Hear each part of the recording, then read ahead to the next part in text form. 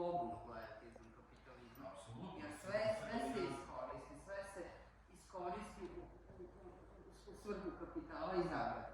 Jeste, sad to je pitanje ono kao percepcije kako se kod nas, mislim, mi ono kad pričamo o umetnosti uvek pričamo na neki način zato što ovim klasičnim svojstvima umetnosti, a onda ako pređemo na nivo neke kulture, pa da to proširimo sve koji se bave nečime što je medijski prepoznato kao kultura, zabava, izvođenje i tako dalje, pa onda dodamo na to, ćemo vidimo kakva je zapravo neka slika idealne žene u Srbiji, jer ovo o čemu mi pričamo je jedan mali procenat interesovanja za neku savremenu umetničku scenu, da li je ona u oblasti književnosti, vizualnih umetnosti i tako dalje. Dakle, popularna kič kultura koja je dominantna u Srbiji, koja čini 80-90% interesovanja, i onda da sagledamo kako funkcionišu žene, kako one ulaze na to tržišta pevačica, popularnih ličnosti i kako je predstava žene u toj kulturi koja je dominantna.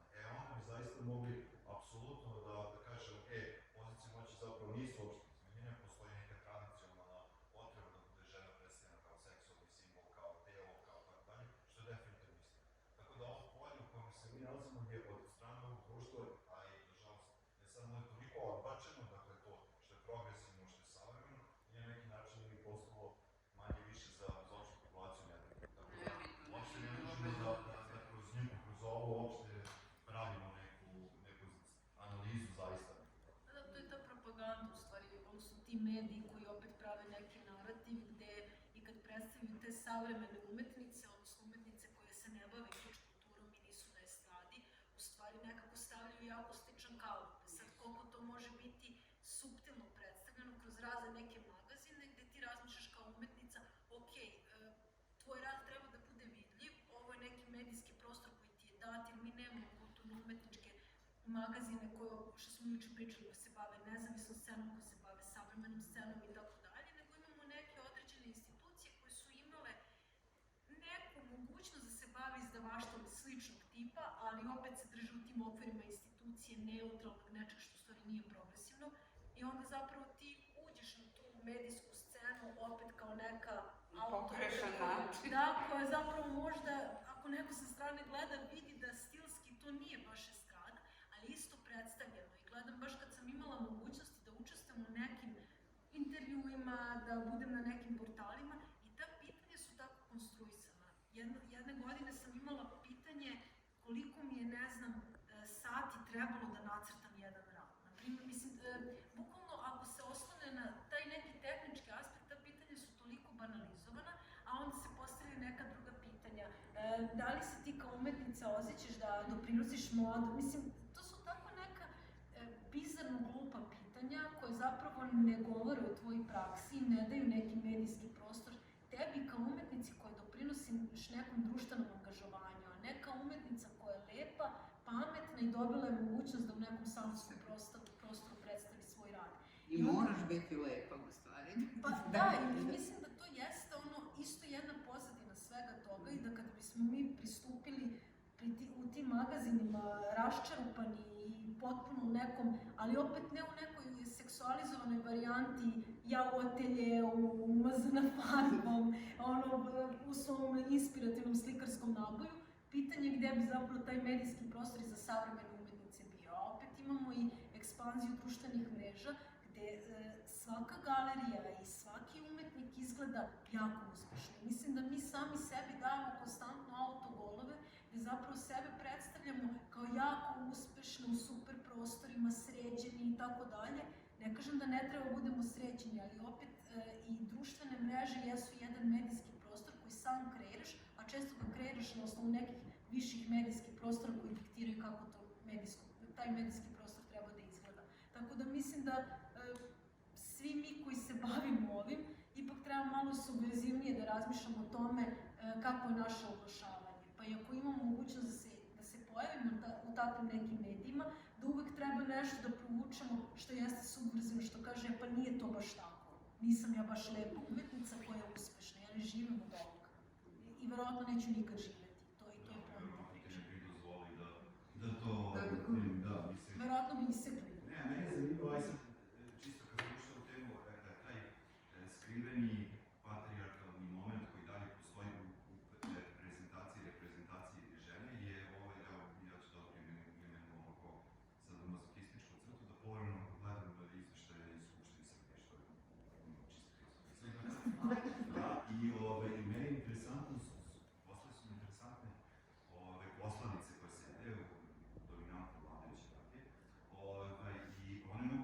pričam dve vrste profila žena. Jedne su zapravo tu da služe, da izgovaraju najveće gluposti. Čak i veće gluposti nego što izgovaraju muškarci, što je jako zanimljiv fenomen. Dakle, i one zapravo predstavljaju taj neki arhetip žene jezičare koja pljuje, ispsuje, najgore je, ima veliki dugački jezik i tako dalje. I da, i oni na neki način ona to služi između ostalog da kaže najgore stvari, ali i da ublaži bilo kakvu vrstu odgovora onog potencijalnog glasača koji bi to odbilo, zato što je to normalno. I druga vrsta žena koja se pojavljaju u Skupštini su dominantne žene koje su potpunosti izobličene od operacije i tako dalje i koje su se pokušavaju se predstaviti kao neke influencerke i tako dalje i koje opet predstavljaju tu ono kao hipersenzualnost jedne žene, ona je samo seksualna objekt, ništa drugo i to treba da bude lepo, oni čak ne ustaju, nego samo tako sede i njih samo fotografišu i prikazuju nekim trenucima dok neko drugi priča neke gluposti, onda ide zoom na neku posledicu nivoa, nego je uspio tako sedi u Skupštini i sad, znaš kao, zanimljiv izbor da su baš takve osobe, pošto svi znamo da to ne odlučuje, nijedan odbornik ne odlučuje da se ne upravo, mi smo ga mi izabrali jedna stranka, zašto su baš predstavljeni takvi primjerci žena. I to je meni interesantno da ti zapravo na tom najvišem hijerarhijskom nivou moći, distribucije moći zapravo imaš ta dva dominantna dela. Tako da, mislim, i način na koji se, ako gledamo te popularne magazine u kojima se povremeno pronalaze i umetnici i umetnice, jeli?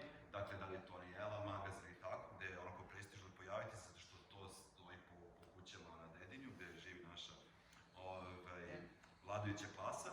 Žene su uglavnom tu predstavljene kao uspešna umetnica, ali ona je zapravo i divna domaćica, žena 4 dece, njen muž je fudbaler i tako dalje, pa se onda desi kuršlus, pa onda opet i tu ona treba da preuzme ulogu kao bez obzira na sve to ja ću ostati uz porodicu i uz svog muža, on može da se opori, i tu se žena predstavlja uglavnom kao u nekoj predivnoj kuhinji, bez obzira da li je umetnica, političarka, da, ali jednostavno nekako se postavlja zato što, eto kao, čak i ako je ona uspešna, vidite, ona i dalje kuva, sprema, ima, znaš, i tu postoji ta jedna vrsta. Pa to baš je patriarhalni Da, apsolutno.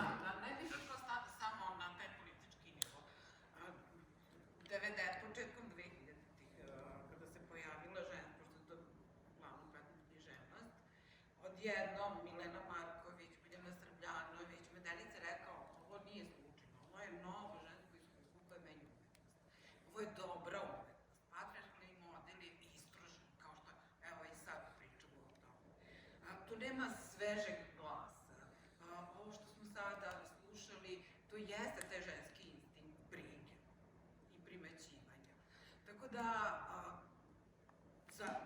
ne verujem da su naše umetnice, kojih i njih dve, ušle umetnost sam zbog toga što je oslobođen prostor. Zato što nema, što muškarcima nije ekonomski zanimljivo. Nije uopšte pojma o tome. Ja samo pričam o dominantnoj matrici kulture kroz koju se prenosi I kroz koju se teško probiti, da.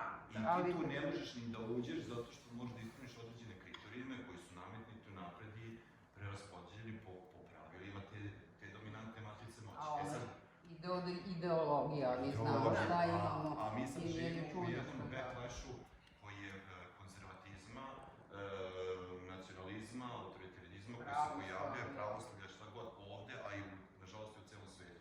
Gde ti zapravo ovo o čemu mi pričamo je istanjena jedna i vrlo potisnuta stvar. Tako da dominantna matrica kulturna, kad kažem kulturna, mislim na onu dominantnu kulturu. Ali ja bih radila da pričamo o ženskoj umetnosti koja je fascinantna, pa i u ovakvoj Srbiji.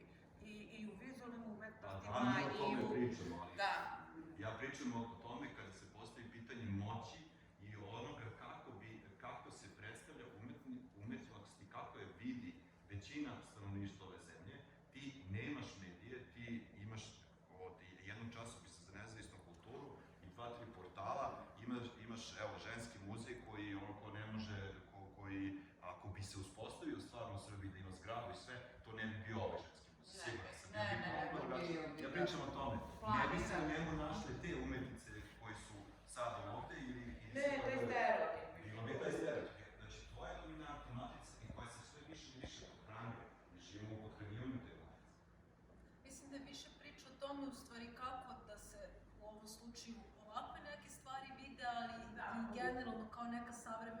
umetnička scena, nezavisna scena, scena koja kritički propituje muško-ženska, u ovom slučaju što pričamo ženska, kako da dobije neki prostor makar subverzivno. Jer mislim da drugačije neće moći da dobije, a kada se subverzivno dese opet minimalne promene, ali se dese, onda se pravi neki ženski kolektiv. Jer je jako teško pričati o bilo kojim kolektivima koji nastaju kao neformalni kolektivi koji zapravo postaju jedan entitet, kao što je neka ženska kulturna scena, savremena scena u Novom Sadu.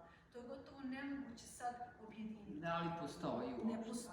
Niti postoje, niti imaju prostora gde da se iskrate. Dakle, mi možemo da se pratimo na mrežama, da se okupljamo u nekim prostorima, sticamo okolnosti, Tanja i ja smo bili u Šoku, pa smo sad i u Skupu, imamo i zajedno smo bile na akademiji, ali suštinski gledano to su opet razne neke druge konekcije koje su došle do toga da mi možemo sad da sedimo kao dve umetnici da pričamo o nekom budućem radu ili o nekim sličnim problemima na koje nailazimo, ali suštinski gledano ne postoje čak ni izložbe koje okupljuju muško-ženske autore koji prave neki određeni lokalni entitet umetnosti. Mislim da ako pričamo o nekoj ženskoj savremenoj kulturi koja nastaje u Novom Sadu, mi treba prvo da preispitamo kakvu kulturu uopšte imamo. Mislim da nemamo nikakav jasan kulturni entitet koji zapravo objedinjuje i pravi čak i neku hijerarhiju, ali pravi neko, ovi su uspešni u prodaji, ovi su uspešni ovde, ovi su uspešni ovde, nego prosto nailazimo na zapravo jednu devastaciju kulturne scene gde se svi nešto potrgamo i neko ponekad negde uspe. A onda imamo zapravo i neki kapital koji se stiče, koji uvek zove određene ljude, da imamo situaciju da obično ljudi koji rade na akademijama bivaju pozvani na određene izložbe, na određene rezidencije, pa se tu zbog nekog statuta profesora, saradnika i tako dalje javljaju neke beneficije koje nisu uvek nužne, ali jesu nekako beneficije u odnosu na ljude koji su završili akademije, a nemaju mogućnost da rade u nekoj kulturno-umetničkoj profesiji. A s druge strane imamo i tu neku situaciju gde zapravo gomila ljudi prihvata razne neke izložbe i razne neke mogućnosti da predstavi svoje radove, a ti prostori ili ta mesta uopšte nisu ni po čemu značajna, nemaju nikakav medijski prostor, nemaju nikakvu mogućnost da budu vidljiva, čak na lokacijski nisu vidljiva, pa taj neki trud konstantnog davanja na nekoj sceni koja u stvari je nevidljiva, u jednom trenutku te izmori, a u jednom trenutku shvatiš da ti postaje luksus da izlažeš i svaku izložbu ti finansiraš i nemaš mogućnost to da radiš. Jednostavno, potpuno je banalno, a opet imamo i treću situaciju gde postoji neki kapital, da se organizuju neke izložbe koje rade neki kustosi ili kvazi kustosi, koji zovu uvek određenu grupu ljudi. Ako bismo gledali pravili neki presek scene koje su izložbe bile, ajde kažemo, najbolje plaćene, u najboljim prostorima, salonski predstavljene, imali su i catering i vina i tako dalje, to jesu izložbe koje su imale novac, mislim, izložbe koje su zapravo bivale finansirane i desile su se, ali ćemo zapravo vidjeti jednu neutralnu umetnost pre svega 20. veka, umetnost koja se ne referira na današnju situaciju i umetnike koji su zapravo i mladi i prisutni su i možda su u nekim društvenim inicijativama, a zapravo svojim radom uopšte ne odgovaraju kritički na trenutnu situaciju. Ne pričam samo u kontekstu ove situacije koja je alarmantna ove godine, nego uopšte na situaciji, lokalna priča, imamo železnicu koja je uništena, da li će ovaj rad biti sad negde predstavljen u kontekstu da će neki ljudi da vidi i da će da zapravo kažu aha, pa ovo je nama kritika šta mi radimo sa ovom opštinom ili ovom selom. Znači, prosto to neće da ima ni priliku da se vidi negde gde će biti u startu pokazati šta se Može kritika. čak biti odbijeno, ne samo da neće biti prilika da se vidi, nego prosto neće biti poželjno, kao to može biti nepoželjna umetnost. To se sad desilo sad u kontekstu jednog profesora koji je izlagao crteže koji se direktno bave temom i nadstrešnici celom tom situacijom, da je njegov rad koji je poslao na izložbu odbijen, zato što se smatrao neprikladnim. I to je galerija u Beogradu koja je odbila njegov crtež, zato što je, mislim, to je crtež dosta apstrahovan. Mislim, vrlo je jasno na šta aludira, nedvosmisleno je, ali nije uopšte eksplicitan, nije uopšte nešto neumesno u tom smislu, što bi, mislim, šta god to bilo u umetnosti neumesno, ali njegov rad je odbijen, to je grupna izložba u pitanju. Tako da ta cenzura se dešava i ovo može sutra nekome da bude, a pa ti se baviš sa tom temom. Ja sam to počela mnogo ranije, međutim nekome to može da neko da spoji Pravi A i B terminologiju. i da spoji to i da kaže pa ovo je sad... Ti što pritapaju te... Da, ovo može nekoga biti... Renoviraju železno. Ja sad učitavam, može da se desi, može da se ne desi, ali eto bio je sad skoro primer jednog odbačenog rada sa izložbe, cenzurisan i